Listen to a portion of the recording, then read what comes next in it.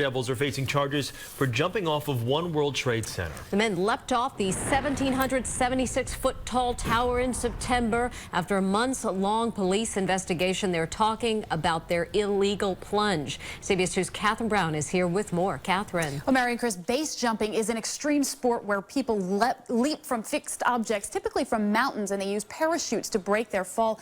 But this is completely different. These men fully admit they snuck onto the World Trade Center site, they broke the law, and they base jumped from the tower. However, they say their stunt exposed a major security gap at one of the world's top terror targets.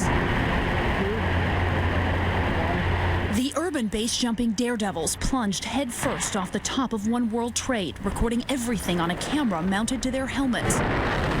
8 seconds of free fall, then the parachute opens. The jump took less than a minute. One by one, the three friends parachuted onto West Street in the middle of the night last September. Markovich spoke to CBS this morning and says this stunt was shockingly simple to pull off. We found a little hole in a fence between a wall and a fence, and we just pushed it open, walked right in. Saw a worker walk by, got right into the building. A surveillance camera mounted on the ground caught the tail end of the base jumping adventure and set off the investigation. The men, Markovich, Andrew Rossig, and James Brady, are now facing serious charges. But they say police should be grateful to them for exposing such a gaping hole in security. They could look at it from the positive side and say, hey, they were New Yorkers, they got in, they showed us the hole in security, and we need to upgrade things. Police have not addressed the security concerns. Instead, they're focused on bringing the men to justice.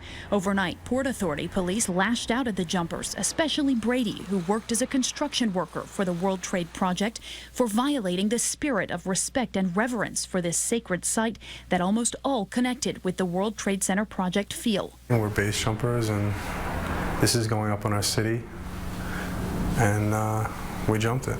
The friends insist no one was ever in danger.